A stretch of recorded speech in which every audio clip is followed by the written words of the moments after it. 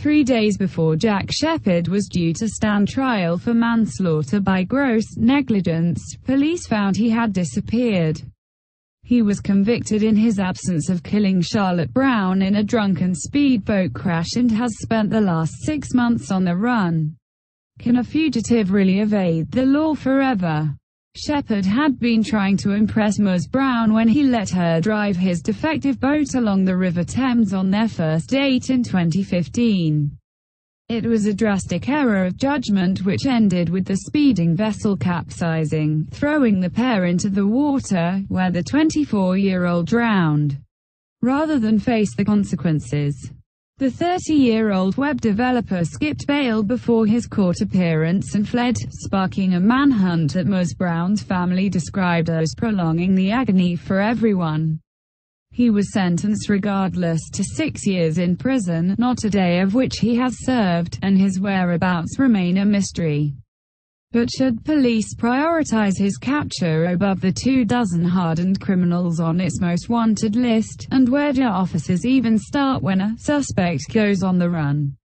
The first thing you do is put out an all-ports warning, said Nick Biddies, a retired detective superintendent who led Kent Police's capture of Kenneth Noy, one of Britain's most infamous fugitives. The warning, issued by police, would provide all international ports in the UK with a description of the suspect and advice that they should not be allowed to leave the country. If he tried to get out through one of the established ports using his ID, he'd get picked up, Mr. Biddies said.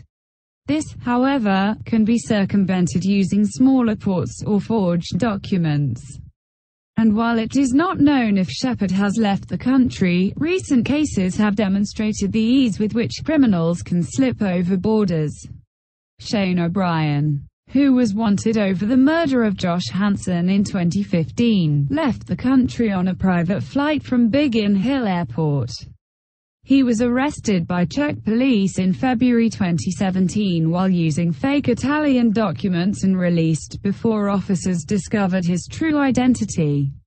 He remains at large. Peter Bleksley, a retired Met Police detective and star of Channel 4's Hunted, which pits a team of professional investigators against contestants, said forged documents were no longer the preserve of well-connected underworld figures. Thanks to illicit marketplaces on the dark web, tech-savvy Shepherd was going to know his way around the dark web better than your average Joe, he said. A fugitive's family and known associations would be the next port of call. You rattle the cages of those that are near and dear to him, said Mr. Bleksley.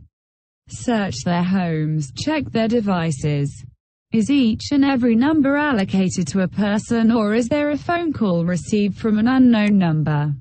In some cases, officers would be deployed to monitor their movements. But this is all manpower intensive, he said. I have my concerns about just how many officers will be actively working on Shepherd's case. Other tactics include utilizing a network of cameras, known as the automatic number plate recognition system, to track a suspect's car. An application to the Home Office for authority to trace known phone numbers, email addresses and social media accounts could also be sought. You look at any phones he has used. Who has he called and emailed? Has he laid his hands on a burner, disposable phone? Asked Mr. Bleksley. Bank accounts can be monitored or frozen. In Shepherd's case, the Met said he had not accessed any bank or line of communication that they knew of.